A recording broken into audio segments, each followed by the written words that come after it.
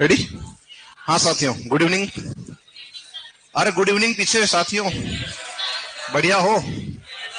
तो कुछ याद किया या मैंने शायद कुछ कहा भी था, पूछूंगा, ऐसा कुछ कहा था? हाँ चलो ठीक है, अभी पूछते हैं, लेकिन पूछने से पहले कुछ पढ़ा देते हैं, लास्ट में पूछूंगा। लास्ट के 10 मिनट आपसे प्रश्न उत्तर किए जाएंगे, ताकि जो अगर आपने याद किया वो भी भूल जाओगे एक बार, है ना? चलो आगे बढ़ते हैं यहां से। और टॉपिक चल रहा था अपना थार मरुस्थल। क्या चल रहा था? थार मरुस्थल में हमने मानचित्र बनाया था। क्या बनाया था? और हमने डाली थी हेडिंग के साथ वर्षा के आधार पर। किसके आधार पर?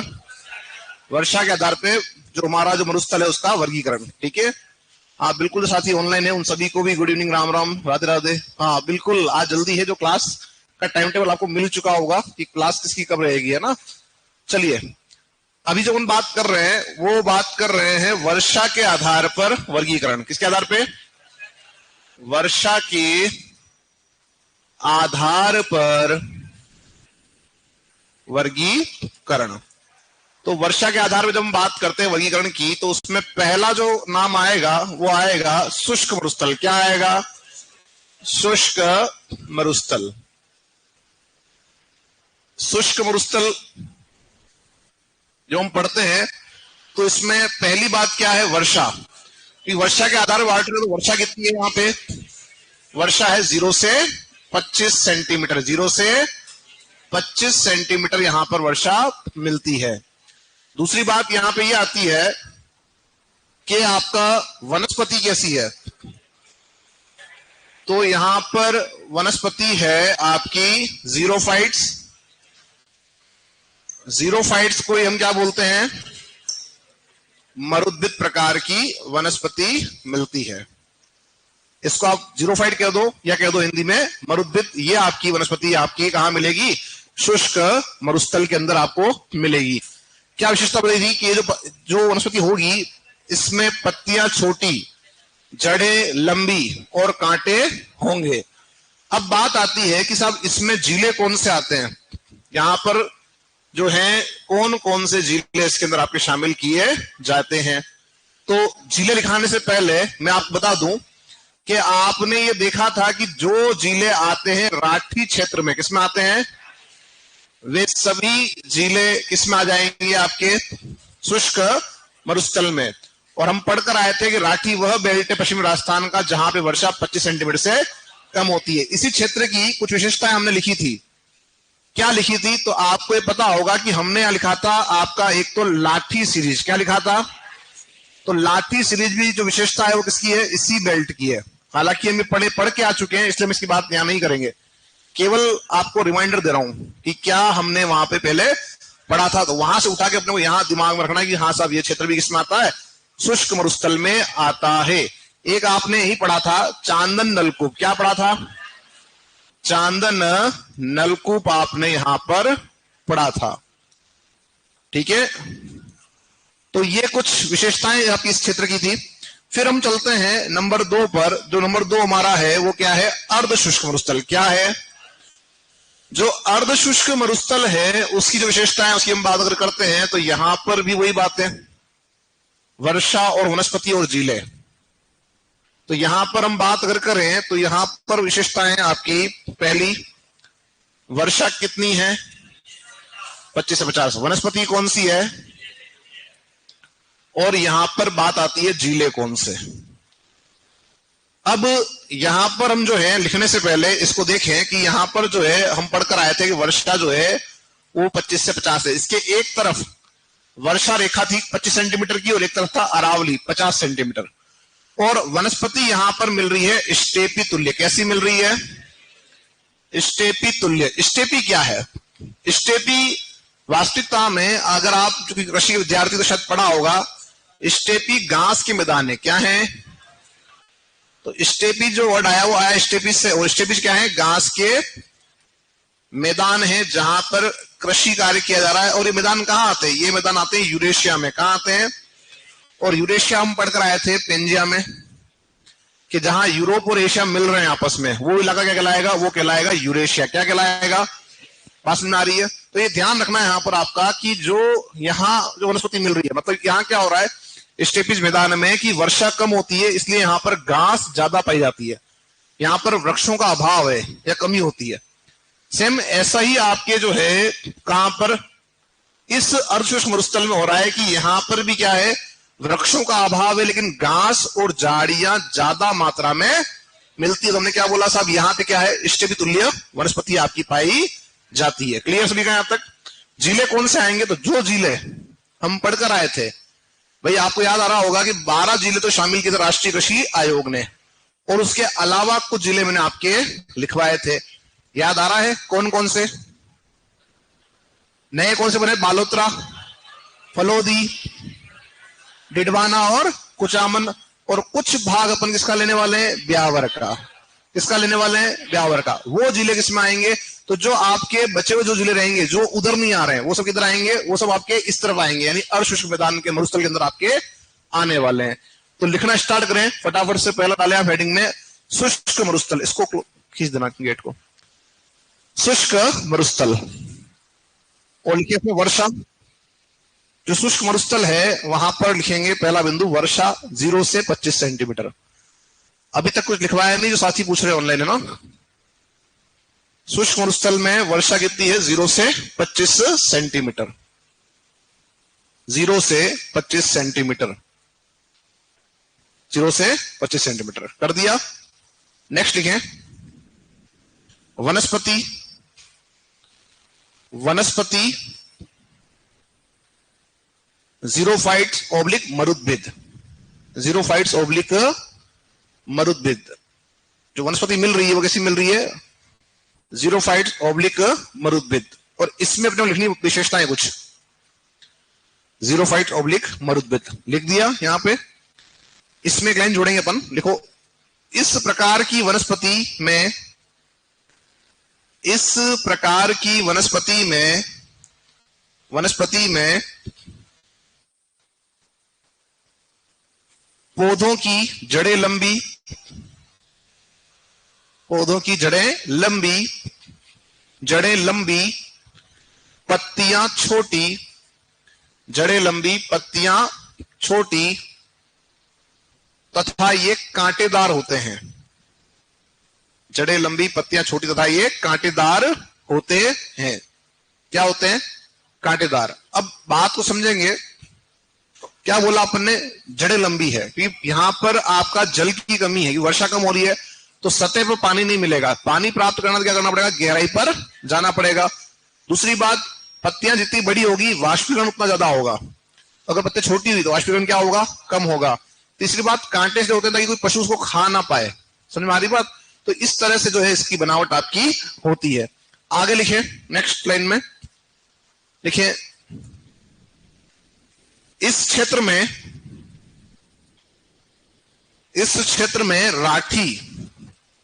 राठी क्षेत्र के सभी जिले आते हैं। राठी क्षेत्र के सभी जिले आते हैं। इस क्षेत्र में राठी क्षेत्र के सभी जिले आते हैं। सभी जिले आते हैं। कौन आता है? राठी क्षेत्र के सभी जिले आते हैं। अब राठी क्षेत्र जो था हमारा, उसके जिले कौन से थे याद है? बोलो। बीकानेर, गंगानगर, जैसलमेर, बाड़मेर, फलोदी, ये याद है? ये सब कहां आएंगे आपके? ये सभी आपके कहां आएंगे? राठी क्षेत्र में आएंगे। तो लिखने की आवश्यकता है क्या जिले? ठीक है, ये अपने को एक लाइन छोड़ दो ताकि घर जाके आप इसको होमवर्क में फील करना कि कौन से जिले आपके राठी क्षेत्र में आ रहे थे। ठीक है, एक लाइन छोड़ दें और घर जाके इसको जो है, तो ताकि आपका थोड़ा सा क्या हो जाए, रिवाइज भी, आप जो है रिविजन कर रहे हैं या नहीं कर रहे हैं पता लग जाएगा। रिवाइज भी हो जाएगा और अपना ये काम भी हो जाएगा। कर दोगे? अरे हाँ या ना? मतलब कॉन्फिडेंस जो है वो थोड़ा सा लो ही दिखता है इस क्लास के अंदर। ऐसा क्यों? इसलिए हो रहा है कि हम कहीं ना कहीं सोच रहे हैं कि अभी तो एग्जाम दूर है। यही मानसिकता। अगर एग्जाम से 1 महीना पहले अगर क्लास चले तो एकदम कैसे हो जाओगे? अलर्ट। हाँ या ना? तो ये जो चीज है, थोड़े से अपने को इसको अलर्टनेस अभी लाओगे। एग्जाम हमारा जून में ही है, ये सोचे चलो। कब एग्जाम? हाँ, ये जून में 25 में। मई में तो नहीं ले सकते हो तुम्हारा एग्जाम, मई में अब क्या है, संडे नहीं बच रहा है, ये तो ले लेते हैं। ठीक है, चलो आगे बढ़ो। तो ये अपन ने बात यहां पे करी है कि जो आपका शुष्क मरुस्थल है उसमें राठी वाले सभी जिले आपके आएंगे। मैं कुछ कुछ काम आपको दूंगा और वो आपको करना है। ठीक है, नेक्स्ट लिखो अगला, अर्धशुष्क मरुस्थल। अर्धशुष्क मरुस्थल, अर्धशुष्क मरुस्थल और लिखिए इसमें अर्धशुष्क साथियों, लिखिए वर्षा 25 से 50 सेंटीमीटर, वर्षा 25 से 50 सेंटीमीटर, वर्षा 25 से 50 सेंटीमीटर, 25 से 50 सेंटीमीटर। इसी में एक लाइन जोड़ेंगे और लिखेंगे आगे, इस मरुस्थल की पश्चिमी सीमा का निर्धारण, पश्चिमी सीमा का निर्धारण, पश्चिमी सीमा का निर्धारण 25 सेंटीमीटर समवर्षा रेखा, 25 सेंटीमीटर समवर्षा रेखा, समवर्षा रेखा तथा पूर्वी सीमा का निर्धारण, पूर्वी सीमा का निर्धारण 50 सेंटीमीटर, 50 सेंटीमीटर समवर्षा रेखा द्वारा, 50 सेंटीमीटर समवर्षा रेखा द्वारा, समवर्षा रेखा द्वारा अरावली, अरावली निर्धारित करता है, अरावली निर्धारित करता है, अरावली निर्धारित करता है, अरावली निर्धारित करता है। ठीक है, तो एक तरफ कौन है इसके, तो अगर एक तरफ देखोगे तो कौन सी आपकी रेखा है 25 सेंटीमीटर, एक तरफ कौन है अरावली है जो क्या आपका कर रहा है 50 सेंटीमीटर रेखा को रखता है। तो दोनों के बीच में जो इलाका है वो कौन सा है, वो है आपका अर्धशुष्क मरुस्थल। अगला लिखो, लिखो यहां पे साथियों, वनस्पति, वनस्पति कौन सी है, स्टेपी तुल्य वनस्पति। क्या लिखेंगे वनस्पति में, स्टेपी तुल्य, वनस्पति लिखें स्टेपी तुल्य, स्टेपी तुल्य। अब जो स्टेपी तुल्य वनस्पति है इसमें अपने को कुछ बात लिखनी है। लिखो, इस प्रकार की वनस्पति में, इस प्रकार की वनस्पति में, इस प्रकार की वनस्पति में, वनस्पति में घास व झाड़ियां अधिक, घास व झाड़ियां अधिक तथा, घास व झाड़ियां अधिक तथा वृक्षों का अभाव पाया जाता है। तो यानी कि वृक्ष जो कम मिल रहे हैं और घास और झाड़ियां आपको ज्यादा देखने को मिलती है। कहां पर, स्टेपी तुल्य वनस्पति में। अब लिखो जीले, जीले। अब इसमें एक लाइन जोड़ें सिंपल सी, लिखें, राठी क्षेत्र के जिलों को छोड़कर, राठी क्षेत्र के जिलों को छोड़कर, जिलों को छोड़कर अन्य सभी, अन्य सभी, अन्य सभी मरुस्थलीय जिले, अन्य सभी मरुस्थलीय जिले इसमें आते हैं, अन्य सभी मरुस्थलीय जिले इसमें आते हैं।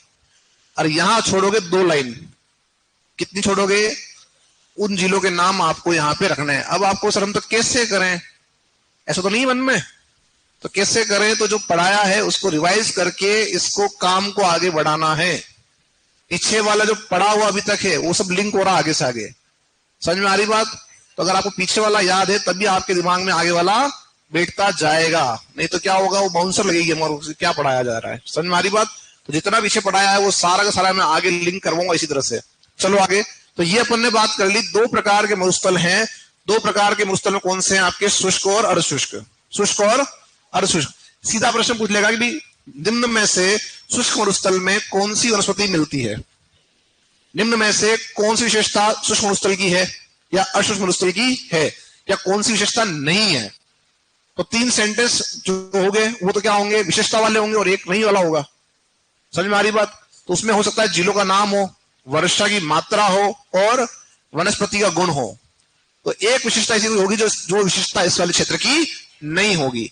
तो इतना सिंपल प्रश्न आएगा, इससे ज्यादा कोई प्रश्न इसमें बनने की संभावना नहीं। अगर हमने ढंग से उस काम को कर लिया जो दिया जा रहा है उसको, तो हमारा काम वैसे ही हो जाएगा। और मैंने कहा था कि राजस्थान का मानचित्र आपके दिमाग में होना चाहिए। आई थिंक आप लोगों ने प्रैक्टिस की होगी, ऐसा मेरा मानना है। अब आ जाओ यहाँ पे, नेक्स्ट जो हम बात कर रहे हैं, हमने अभी जो बात की वो बात की है वर्षा के आधार, किसके आधार बात की है? अब जो हम बात करेंगे साथियों, वो बात करेंगे मरुस्थल का प्रादेशिक वर्गीकरण। क्या पढ़ने वाले हैं अपन? मरुस्थल का प्रादेशिक वर्गीकरण। एक लाइन छोड़ के हेडिंग डालना, मरुस्थल का प्रादेशिक वर्गीकरण। मरुस्थल का प्रादेशिक वर्गीकरण। और ये जो भी काम दिया वो कल चेक करूंगा, पहले पढ़ाने से पहले जिलों के नाम कल चेक करूंगा आके पर्सनली, ठीक है? कितना आप पढ़ रहे हो भी पता लग जाएगा। मरुस्थल का प्रादेशिक वर्गीकरण कर लोगे ना? अब तुमको लग रहा होगा दूसरे से तो कुछ कहते नहीं, ये क्यों इतना दबाव डालते हैं? तो मेरा ये टारगेट है कि 7 से 8 क्वेश्चन जो भी ज्योग्राफी के आ रहे हैं वो 8 के 8 राइट होने चाहिए। समझ में आ रही बात? ताकि 16 नंबर कहीं जाए नहीं, हिले नहीं। अरे हाँ या ना? मतलब मेरा वो नहीं कि 90 80 ऐसा नहीं, मेरा है कि 100 में से 100 का टारगेट होना चाहिए, तभी तो आप कर पाओगे। एक आधा क्वेश्चन के ऊपर नीचे हो गया तो भी 90 तो रहेगा हाथ में, ये मान के चलो। चलो अब ये डाले आपने हेडिंग। अब हेडिंग डालने के बाद अपने जो है नजरों को यहां रखें बोर्ड पर। देखो साथियों, अभी तक जो आपने पढ़ा उसमें 2 बातें की, एक तो शुष्क मरुस्थल, एक आपका अशुष्क। अब जो हम यहाँ बात कर रहे हैं वो कर रहे हैं प्रादेशिक आधार पे, यानी जो रीजनल आपका जो इसका वर्गीकरण है वो कैसा होगा। तो पहली बात यदि आप देखें तो इस वाले पार्ट को हम क्या करें, शुष्क मरुस्थल। ये वो का वही है, इसमें कोई भी अन्य बात देखने की आपको आवश्यकता नहीं है। जो बातें हम पीछे करके आए थे ये वो का वही है, यानी शुष्क मरुस्थल कह दो, ऐसे कहते हो मराठी क्षेत्र, एक ही बात है। अब जो ऊपर का इलाका है, इस इलाके को हम कहेंगे गग्गर बेसिन। क्या कहेंगे? बेसिन का मतलब क्या होता है? मैदान। या क्या नाम आ रहा है? गग्गर बेसिन। यानी गग्गर जो नदी है उसका जो बेसिन का इलाका है वो क्या कहला रहा है? गग्गर बेसिन। अब जो ये इलाका है, इस इलाके में हमने बात की थी शेखावटी। क्या बात की थी? तो ये जो इलाका है ये इलाका है शेखावटी व नागौरी उच्च भूमि का, नागौरी अपलैंड का। शेखावटी व नागौरी उच्च भूमि का इलाका है। किसका इलाका है? शेखावटी व नागौरी उच्च भूमि का क्षेत्र आपका है, ठीक है। और एक जो ये इलाका है, इस बेल्ट में आपकी नदी बहती है लूणी। क्या बहती है? तो इसको हम कह सकते हैं लूणी बेसिन, या इसको हम कहते हैं लूणी जवाई बेसिन, एक ही बात है। तो यहां पर जो नदी मूल है वो कौन सी है? लूणी है। और उसके द्वारा, उसकी और उसकी जो सहायक नदियां हैं उनके द्वारा निर्मित ये मैदानी भाग है। तो प्रादेशिक आधार पर हम बांटेंगे मरुस्थल को 4 भागों में। कितने बांटेंगे? इसमें से ये आपने पढ़ा हुआ है, ये 3 को हमको अलग से पढ़ना है। तो एक बार चित्र बनाओ जल्दी से और फिर चलते अपन आगे।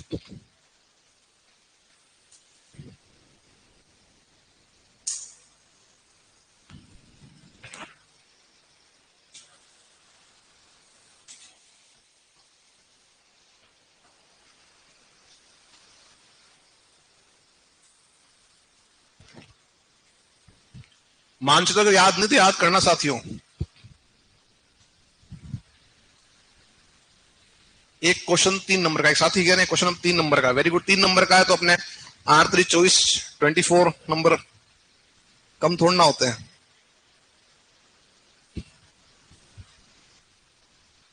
पिछली बार शायद 10 या 11 क्वेश्चन आए थे, 11 थे 11।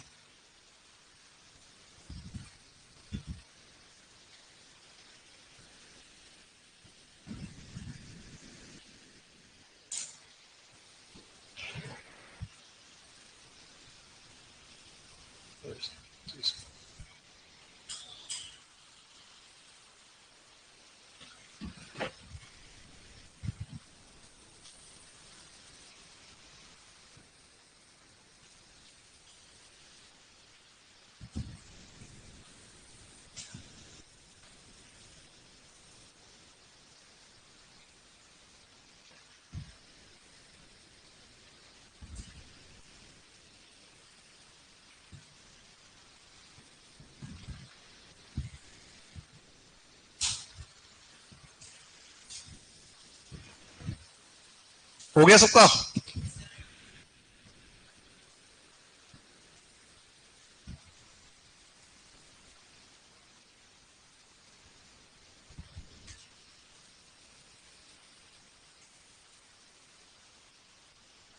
तुम लोग पहले पढ़ लिए क्या?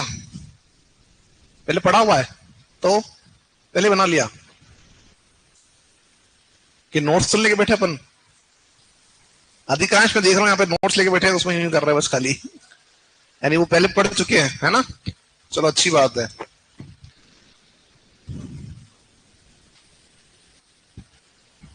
चले अपन इससे आगे, जल्दी करें।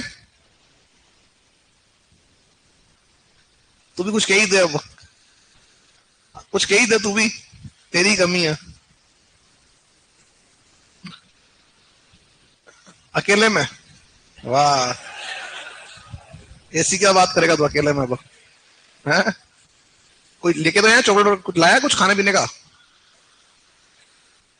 जन्मदिन है सही में?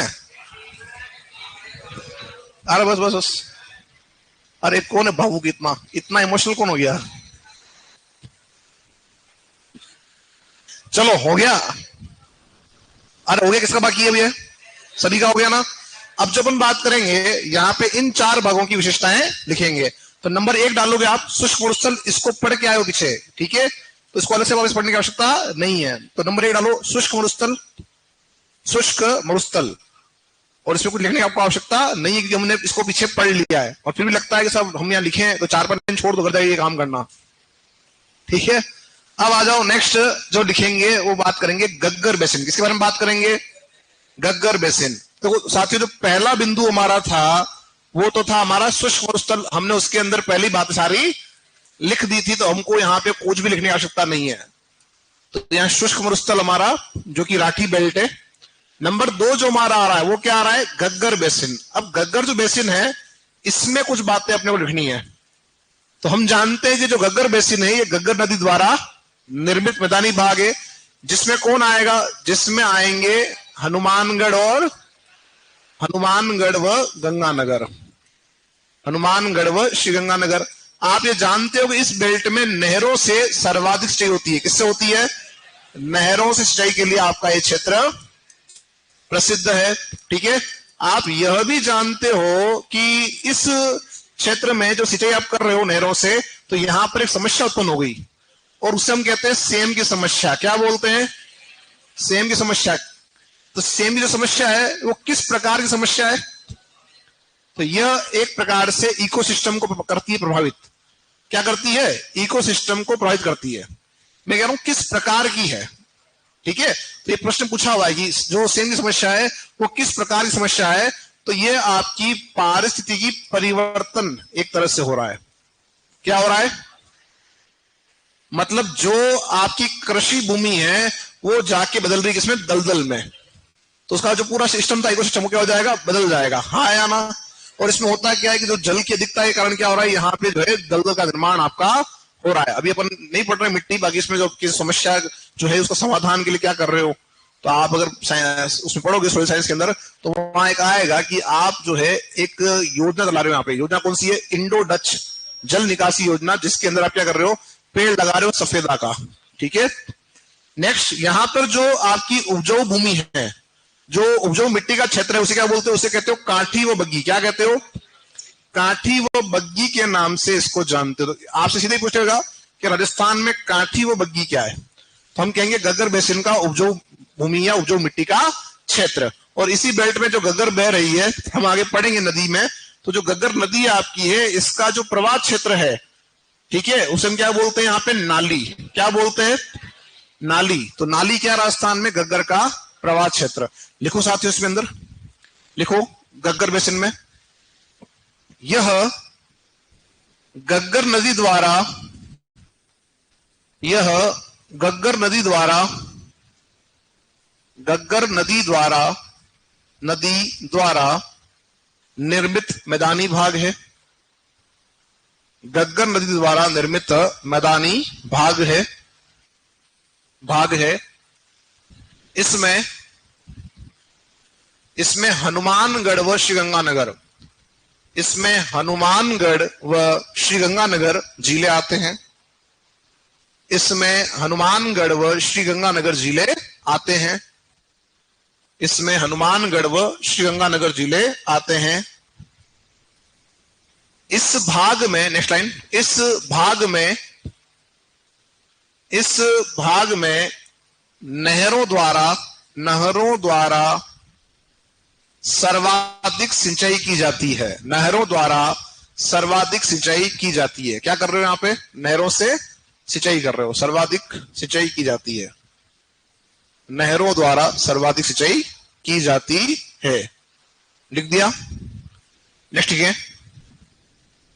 यह क्षेत्र सेम की समस्या से प्रभावित है। यह क्षेत्र सेम की समस्या से प्रभावित है। सेम की समस्या से प्रभावित है।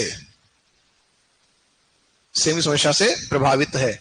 नेक्स्ट लाइन में लगाएंगे पॉइंट, काठी व बग्गी। काठी व बग्गी। काठी व बग्गी। और लिखिए इसमें काठी बग्गी में, गग्गर बेसिन में उपजाऊ मिट्टी का क्षेत्र। गग्गर बेसिन में उपजाऊ मिट्टी का क्षेत्र। घग्गर बेसिन में उपजाऊ मिट्टी का क्षेत्र क्या कहला रहा साथियों? काठी व बग्गी। घग्गर बेसिन में उपजाऊ मिट्टी का क्षेत्र, ठीक है। और जब अपन पढ़ेंगे नदी का नाम क्या आ रहा है, गग्गर, तब हम पढ़ेंगे आगे चल के, तब ध्यान रखना नाली किसको कहते हैं। नाली हम कहते हैं गग्गर के प्रवाह क्षेत्र को। आप पूछूंगा मैं आपसे। अगला जो नंबर 3 पर आएगा वो आएगा शेखावटी व नागौरी उच्च भूमि। शेखावटी व नागौरी उच्च भूमि। अब जो शेखावटी आप पढ़कर आए थे, कौन कौन आता है? चूरू सीकर झुंझुनू। अब यहां समझो ये क्या कह रहा है। ये कह रहा है नागौरी उच्च भूमि। उच्च भूमि मतलब क्या होता है? अपलैंड। आप दो बातें पढ़ के आते हो मैदानी भाग में, खादर और बांगड़। खादर क्या होता है? ऐसा इलाका जो क्या होता है? नीचा होता है, निम्न भूमि का क्षेत्र होता है, जहां प्रतिवर्ष नदियों का पानी या बाढ़ का पानी पहुंचता है और वहां मिट्टी की नई परत जमती है। लेकिन जो बांगड़ होता है वो ऊंचा भूभाग होता है, जहां पे बाढ़ का पानी नहीं पहुंच पाता और मिट्टी कैसे रहती है? पुरानी। कैसे रहती है? पुरानी रहती है। वो क्या कहलाएगी आपका? वो कहलाएगा बांगड़। तो यानी कि ये जो आपका इलाका है नागौरी उच्च भूमि का क्षेत्र और जो शेखावटी वाला इलाका है, ये एक तरह से हम कह सकते हैं बांगड़ का इलाका है। कौन सा इलाका है? ये ऊंचा इलाका है जहां पे बाढ़ का पानी नहीं पहुंचता और इसी वजह से यहाँ नदियों का अभाव है। किसका अभाव है? और दूसरी बात, यहीं पर आपका सर्वाधिक खारे पानी की झीलें आपको देखने के लिए मिलती है। तो शेखावटी जो आपका है इसमें कौन आएगा? इसमें हम पढ़ते हैं चूरू, सीकर और झुंझुनू को, ये हम पढ़कर आए थे। लेकिन जब हम बात करते हैं नागौरी उच्च भूमि की, तो नागौर तो इसमें आएगा ही आएगा। साथ में कौन आएगा? साथ में आ जाएगा इसी से बना हुआ एक जिला डिडवाना कुचामन। और आप ध्यान रखना वर्तमान में सर्वाधिक खारे पानी की जो झीलें हैं वो डिडवाना कुचामन क्षेत्र में। भाई पहले कहां थी? नागौर में, लेकिन अब कहां शिफ्ट हो गई वो? तो मूल रूप से यही इलाका ऐसा है जो उच्च भूमि का इलाका है, ठीक है। इसका तो कुछ भाग नीचा है, लेकिन इसका अधिकार जो पूरा भाग है कैसा है? ऊंचा ही है। तो लिखो साथियों इसके अंदर। नेक्स्ट, शेखावटी व नागौरी उच्च भूमि। शेखावटी व नागौरी उच्च भूमि और लिखें इसमें हम दोनों बातें लिखेंगे अलग अलग। देखो शेखावटी में चूरू सीकर झुंझुनू, चूरू सीकर झुंझुनू का क्षेत्र आता है। चूरू सीकर झुंझुनू का क्षेत्र आता है। चूरू सीकर झुंझुनू का क्षेत्र आता है। चूरू सीकर झुंझुनू का क्षेत्र आता है। क्लियर है सभी का? नेक्स्ट लिखो, नागौरी उच्च भूमि में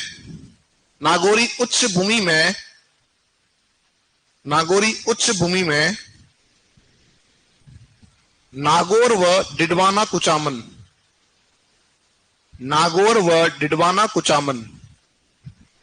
का क्षेत्र आता है। नागौर व डिडवाना कुचामन का क्षेत्र आता है, ठीक है। नेक्स्ट लाइन लिखेंगे अगला बिंदु। यह क्षेत्र उच्च भूमि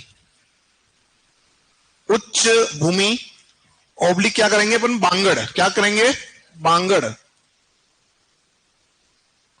बांगड़ क्षेत्र है, बांगड़ क्षेत्र है,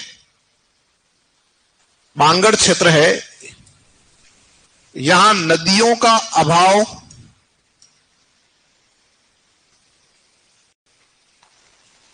यहां नदियों का अभाव पाया जाता है,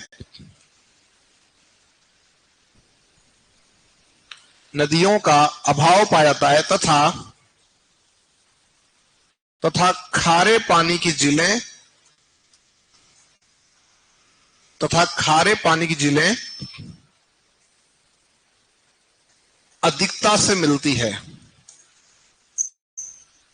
खारे पानी की झीलें अधिकता से मिलती है।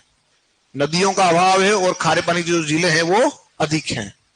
बात समझ में आ रही है? कंप्लीट सभी का यहां तक? चले, लास्ट जो हमारा बिंदु है वो क्या रहेगा, लूणी जवाई बेसिन। क्या रहेगा, लूणी जवाई बेसिन।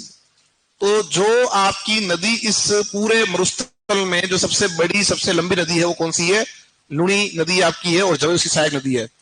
तो यहां पर एक बात ध्यान रखना कि इस मैदानी भाग का निर्माण लूणी और लूणी की सहायक नदियों ने किया है, और लूणी की जो सबसे बड़ी सहायक नदी है उसका नाम है जवाई। क्या नाम है? अब इसमें ध्यान रखना कि जिले कौन से आएंगे, जिले इसमें कौन से आपके आएंगे।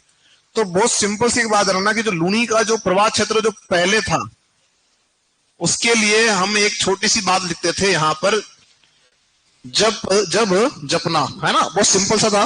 बट अब इसको उतारना नहीं है क्योंकि इसमें चेंजेस हुए हैं। कुछ साथी क्या करते हैं, धनाधन में लिखता हूं उतार जा रहे हैं। उतारने के लिए थोड़ा सा रुका करो, है ना, मेरी नजर सबके ऊपर ध्यान रखना। यहां पर आपका जो ए है, ए में ध्यान रखना कि जो आपकी नदी, क्या नाम है, नदी का नाम क्या आपने, लूणी। इसका उद्गम कहां से हो रहा है, अजमेर से। तो इसमें आपका अजमेर से इसमें उद्गम होता है, सुनना बात को एक बार। फिर कहां जाती है, नागौर जा रही थी, सुनना, पहले पुराने हिसाब से बात कर रहे हैं।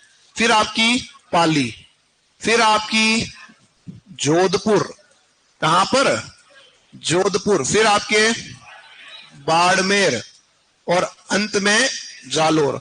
तो ये पहले के अकॉर्डिंग, किसके अकॉर्डिंग, पुराने के अकॉर्डिंग तो ये सिस्टम था और हमको आसानी से समझ में आ रहा था।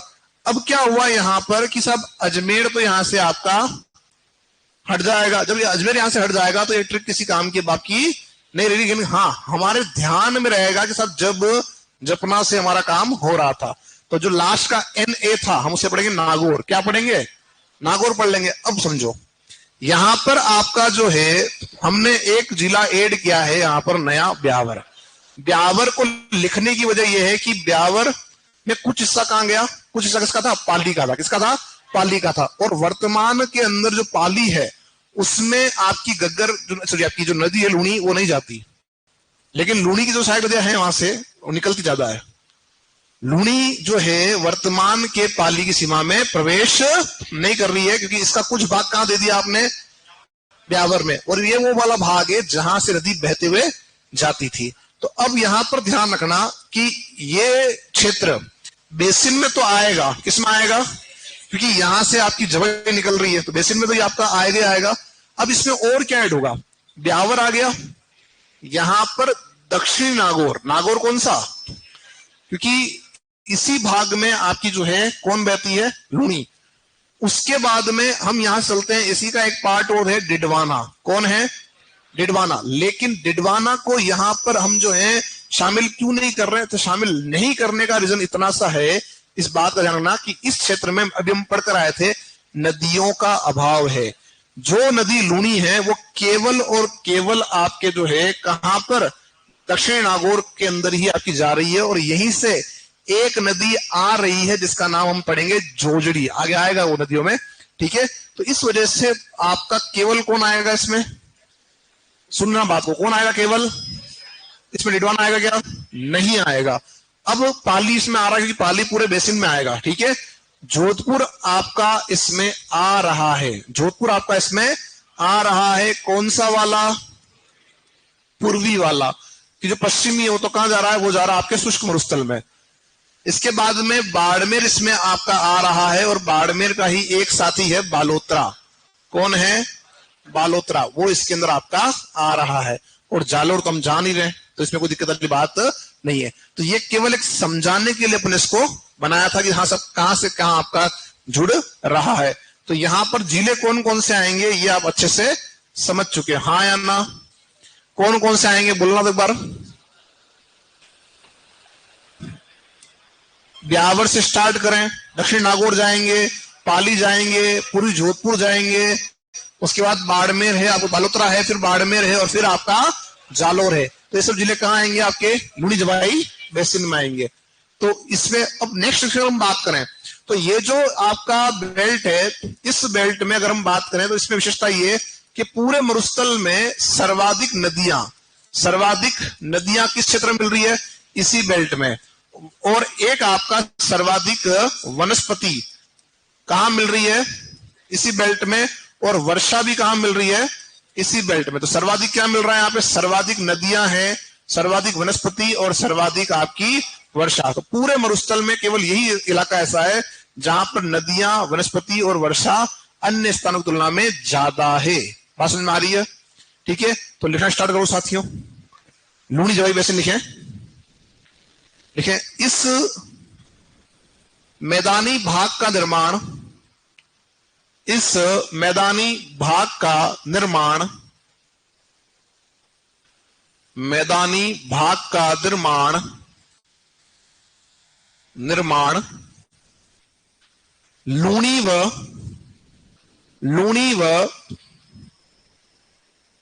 लूणी व उसकी सहायक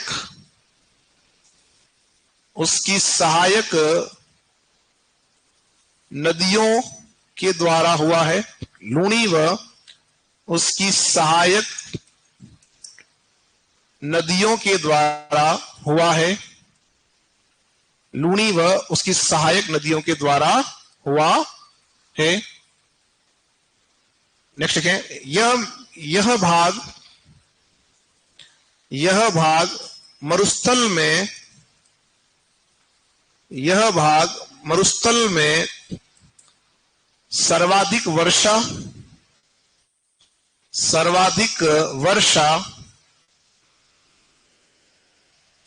वर्षा कोमा वनस्पति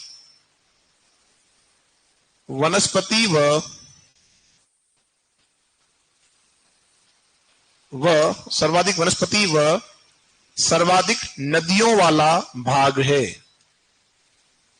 सर्वाधिक नदियों वाला भाग है। सर्वाधिक नदियों वाला भाग है। सर्वाधिक नदियों वाला भाग है। क्लियर से यहां तक?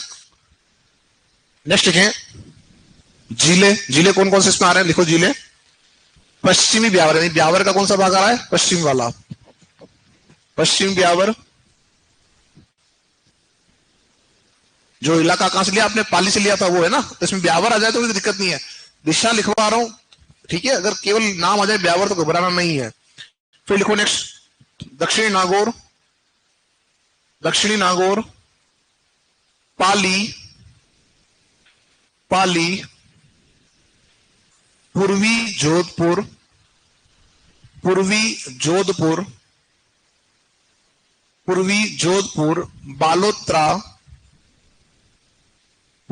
बालोतरा, बाड़मेर व जालोर। तो ब्यावर आ गया, नागौर आ गया, पाली आ गया, जोधपुर आपका आ गया, बाड़मेर आ गया, बालोतरा आ गया और जालोर। ये जिले किसमें आ रहे हैं आपके? ये आ रहे हैं लूणी जवाई बेसिन में। तो ये अपन ने जो पढ़ा है, ये पढ़ा है मरुस्थल का कौन सा वर्गीकरण?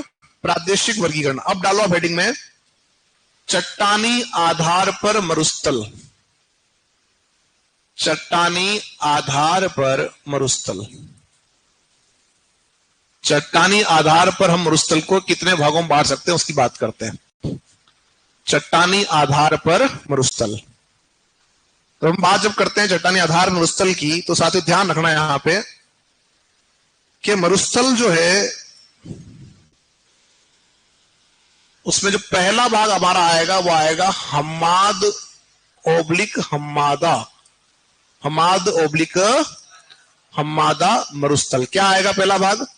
हम्माद ओब्लिक हम्मादा मरुस्थल। बात को समझना कि जो हम्माद या हम्मादा मरुस्थल आपका है, इसका जो विस्तार आपको दिया जाएगा वो कहां दिया जाएगा? तो एक स्थान आप पढ़कर आए हो पोकरण। क्या पढ़कर आए हो? पोकरण कहां आता है? एक स्थान आपका है बालोत्रा। कौन सा स्थान है?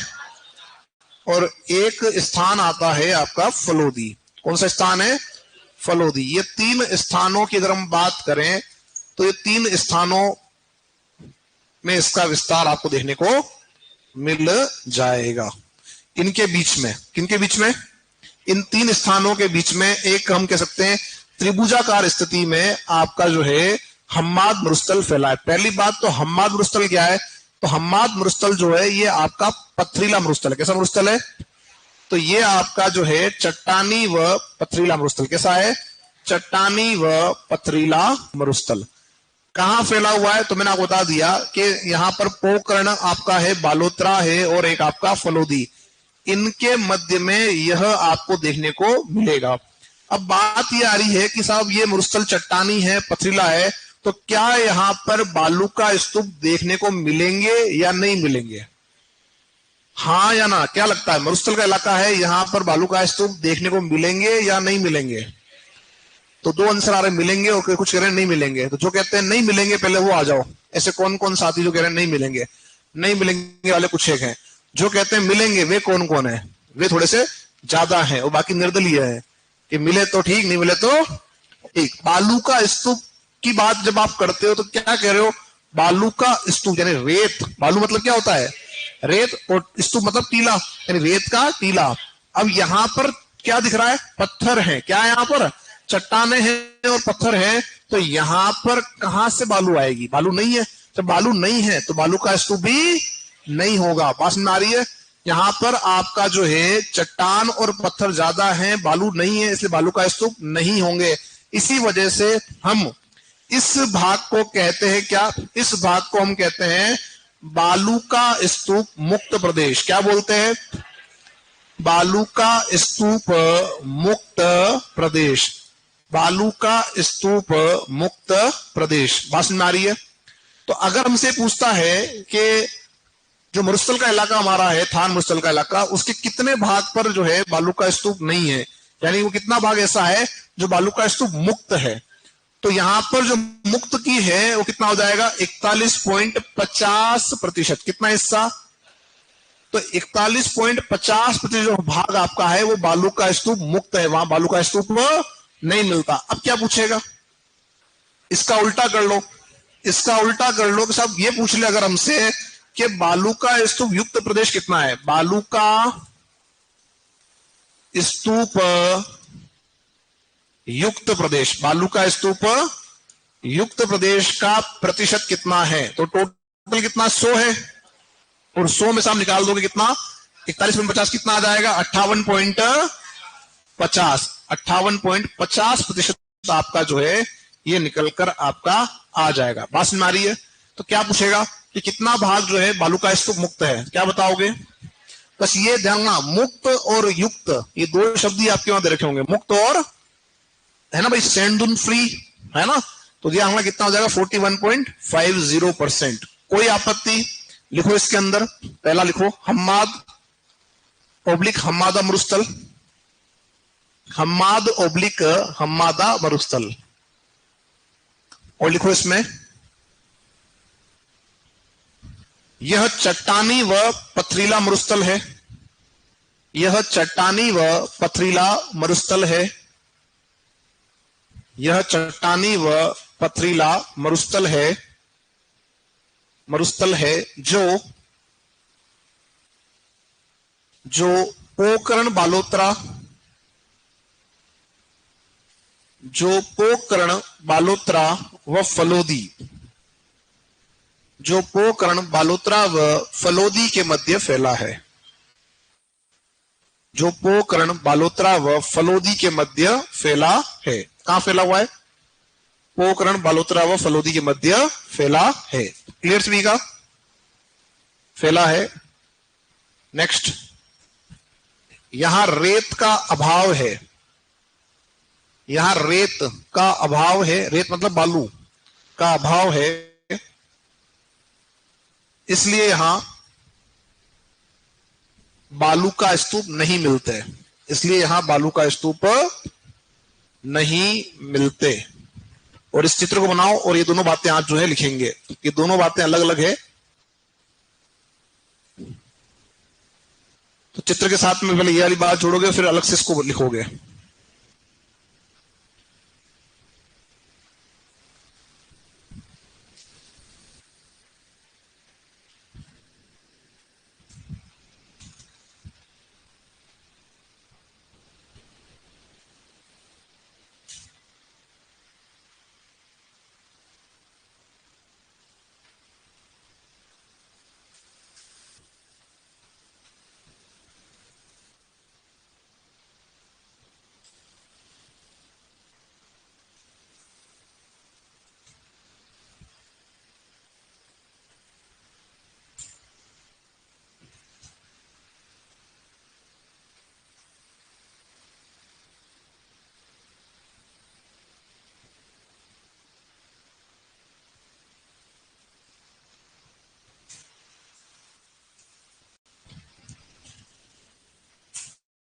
कंप्लीट है?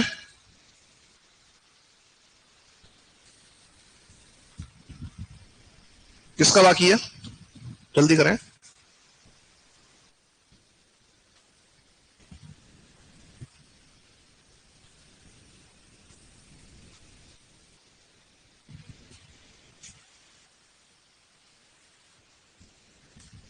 तो बालू का स्तूप मुक्त और बालू का स्तूप युक्त दोनों का ध्यान रखना, ठीक है। इन तीन इलाकों को छोड़ के जितना पूरा मरुस्थल है उनमें क्या मिल रहा है? बालू का स्तूप मिल रहा है। कोई ना कोई प्रकार का बालू का स्तूप वहां पे मिल जाएगा, लेकिन इन तीनों में कोई भी बालू का स्तूप आपका नहीं मिलता है।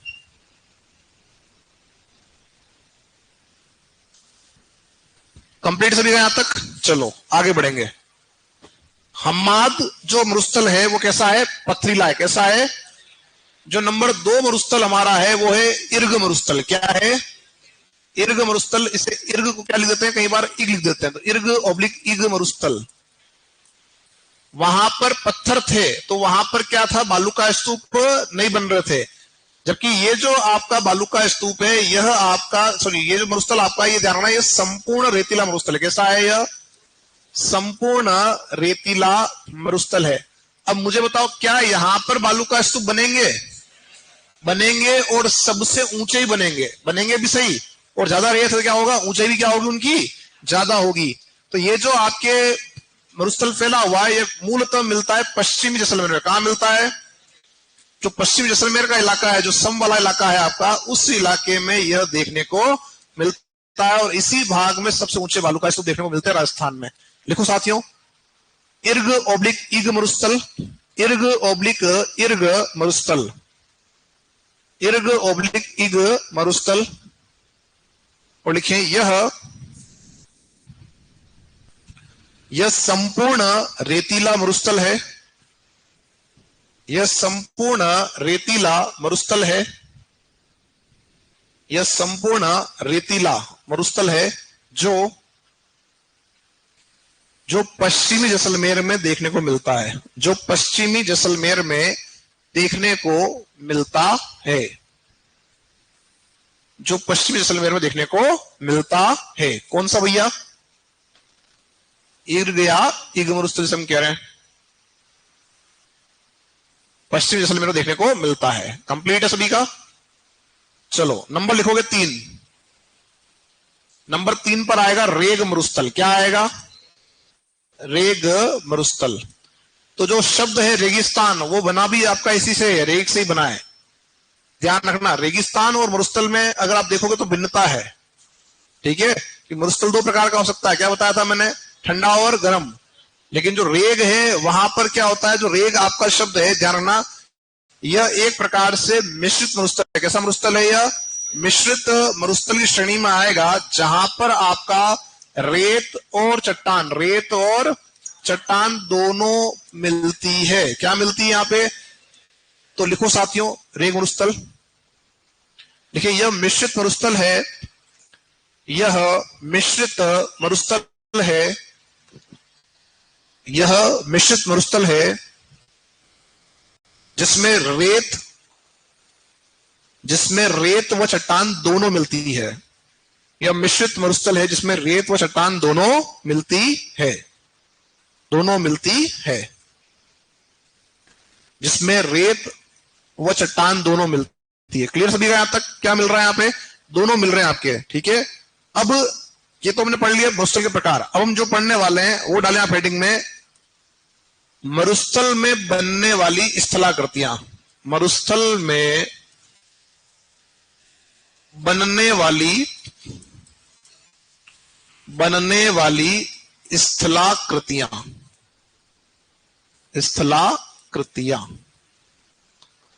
स्थलाकृतियां क्या है? लैंडफॉर्म से, यानी जो स्थल पे बनने वाली जो आकृति है उसे हम क्या बोल रहे हैं? स्थलाकृति। जैसे हम कह रहे हैं सब ये पर्वत है, ये पठार है, ये मैदान है, तो कैसे पता लग रहा है? उनकी जो शेप है, उनका जो आकार है, उसके आधार पे, हाँ या ना। तो वैसे ही मरुस्थल में भी अनेक जो आपकी जो है स्थलाकृतियां बनती है, उनमें से जो मुख्य स्थलाकृतियां आपके एग्जाम में पूछी जाती है वो अपन यहाँ पर पढ़ने वाले हैं। पर पहली बात ये आती है कि स्थलाकृतियां बनती कैसे है। तो कोई भी जब स्थलाकृतियां बनेगी तो उनके पीछे निर्माण कार्य आपका चलेगा। और निर्माण कार्य क्या है, किसके आधार पर आपकी स्थलाकृतियां बनती है? तो यहां पर कुछ आपके विशेष कार्य होते हैं। एक तो होता है अपर्दन, सुना है आप लोगों ने? अपर्दन यानी इरोजन जो आपका होगा तो उससे भी स्थलाकृतियां बनेगी। और एक होगा निक्षेपण, डिपॉजिट, उससे भी स्थलाकृतियां बनेगी। यदि जो आकृतियां आपकी बन रही है अपर्दन के कारण, या जो आकृतियां बन रही है निक्षेपण के कारण, एक तो उनकी जो विशेषताएं है वो अलग अलग होगी, और दूसरी जो बात यहां पर यह है कि जो आकृतियां बनेगी अपर्दन से, वे कहलाएगी अपर्दनात्मक स्थलाकृतियां। क्या कहलाएगी? अपर्दनात्मक स्थलाकृतियां, जो कटाव से बन रही है। और एक आपका जो निक्षेपण से बन रही है, यानी जमाव से बन रही है, वो कहलाएगी आपका निक्षेपणात्मक स्थलाकृतियां। निक्षेपणात्मक स्थलाकृतियां। अब बात समझना कि कैसे अपर्दन और कैसे निक्षेपण। अपर्दन को समझें। हम जानते हैं कि अपर्दन होता है कटाव। क्या होता है? कटाव या इरोजन। क्या होता है अपर्दन का मतलब? कटाव या इरोजन। हाँ साथी, तुम जो है साथी जो आगे बैठे हुए छुपके से, वो बताएंगे। हाँ खड़े हो रहे हैं एक बार साथी। हाँ साथी जो एनक वाले उनके पड़ोसी। हाँ हाँ दोस्त तुम, हाँ तुमसे कह रहा हूँ, खड़े हो जाओ एक बार दोस्त फटाफट से। हाँ तुम मुझे बताओगे पिडमांट क्या है? पढ़ाया मैंने अभी तक इसको? क्या नहीं पढ़ाया? पढ़ा दिया ना? याद क्यों नहीं है? बैठो नीचे, नहीं पढ़ाया है? पढ़ाया ही नहीं अभी तक तो कहां से याद होगा? समझ में आ रही बात? अरे हाँ या ना? कहां पढ़ाया मैंने? अभी तो आगे आएगा वो। अरे कहने का मतलब ये हो रहा है कि जो चीजें आप यहाँ पढ़ रहे हो वो चीजें याद होनी चाहिए। मैंने उसको बोला कि यार पिडमांट क्या है, अगर वो क्लास के उसका ध्यान फोकस होता तो क्या बोलता? सर ये पढ़ाया ही नहीं है। अरे हाँ या ना? पर उसने कहा हाँ सर पढ़ाया तो सब याद। तो कहने का इतना सा मतलब है कि आप अपना ध्यान का रखो, बोर्ड पे ध्यान रखो। मेरा ध्यान है, मैं पहली बार किसी टोकता नहीं, लेकिन तीसरी चौथी बार में तो मैं टोक देता हूं। तो हो गई थी तीसरी चौथी बार?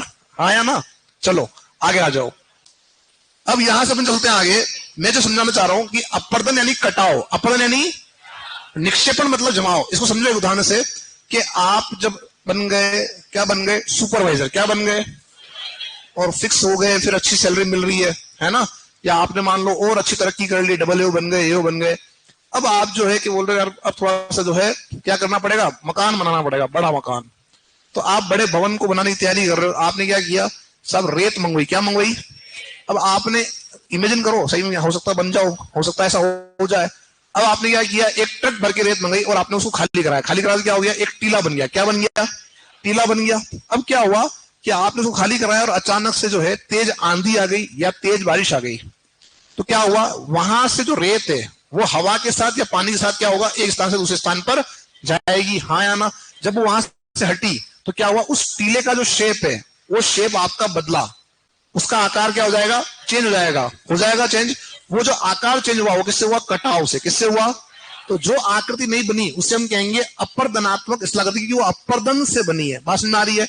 और दूसरी बात, जो वहां से रेत आपकी उठ के इधर आई, या तो उड़ के आई या बह के आई और यहां आकर जमी, तो जहां वो जमी वहां पर पहले रेत नहीं थी, लेकिन अब क्या हुआ? वहां पर रेत आपकी बिछ गई और एक नई स्थलाकृति का निर्माण आपका हुआ। वो कैसे हुआ? वो हुआ निक्षेपण से, जमाव से। क्या कहलाएगा वो? निक्षेपणात्मक शिलाकृति। तो मरुस्थल में भी ऐसी ही घटनाक्रम होता है, एक तरफ अपर्दन होता है और एक तरफ आपका निक्षेपण होता है, और दोनों से शिलाकृतियां बनती है। अब बात यह आ रही है कि मरुस्थल में अपर्दन करेगा कौन? कौन करेगी? हवा या पवन? अच्छा, हवा और पवन एक ही है कि अलग अलग है? अलग अलग है, एक ही है, अलग अलग है। दोनों बातें आ रही है, पवन और हवा एक ही है और पवन और हवा अलग अलग है। जो एक ही वाले वे कौन कौन, वे सामने आ जाए। जो कहते हैं पवन और हवा एक ही बात है, 4 5 7 8 हाथ खड़े हुए हैं। और जो कहते हैं सब अलग अलग है, वे कौन कौन? अलग अलग वाले भी थोड़े से दो, एक दो ज्यादा है, बाकी निर्दलीय है। हिंदी पढ़ोगे तो एक ही है, हिंदी में पढ़ोगे तो वो पर्यायवाची है, लेकिन ज्योग्राफी जब पढ़ोगे तो आपका अंतर है। क्या अंतर है? आपका जो अंतर है वो है दिशा के आधार पर। किसके आधार पर? जो पवन है वो पवन गति करती है क्षैतिज, या तो इधर या आपका इधर, और ये डिपेंड करती है आपके हाई प्रेशर और लो प्रेशर पर। और जब हम पढ़ेंगे जलवायु तो भी आएगा। और जो आपकी वायु है, जैसे हम हवा कह रहे हैं, या तो जाएगी ऊपर या जाएगी नीचे, ये गति कहलाती है क्षैतिज और ये गति कहलाती है ऊर्ध्वाधर।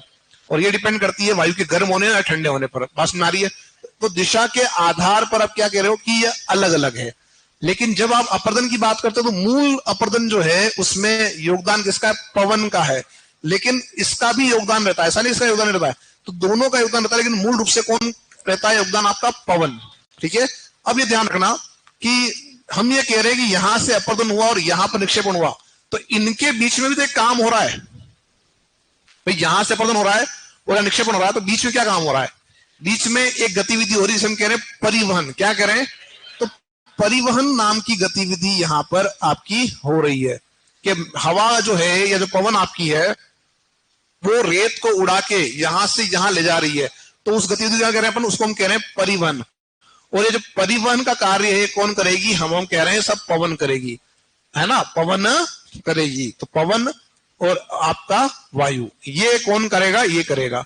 ठीक है, बात समझ में आ रही है? कोई आपत्ति किसी की? समझ में आ गया? अब आप जो है पहले इसको उतारें, फिर अपन चलते हैं एक एक करके बात करते हैं कौन सी आकृतियां कहां बनेगी, कैसे बनेगी। समय भी हो गया आपका, क्या बात है, टाइम। इसको आप उतार लें एक बार, ऐसा कर सही।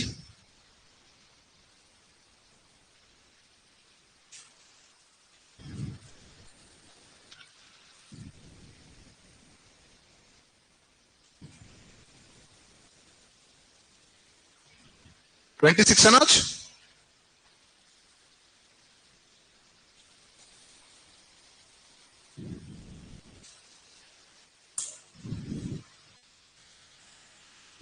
एक साथी कह रहा है सर एक शायरी बोलना, सीखनी पड़ेगी यार, मेरे सिलेबस में नहीं आती शायरी। हाँ, ये अपने आउट ऑफ सिलेबस है, ये अपने में नहीं आती है।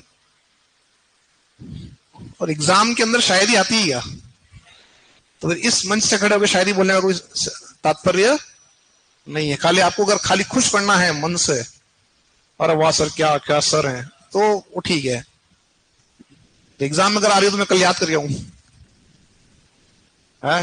एक अरावली थी, एक चंबल थी एक लूनी, है गदगद चली पाकिस्तान, ऐसे कुछ बना लेंगे अपन भी। क्या है, दो चार लाइनें।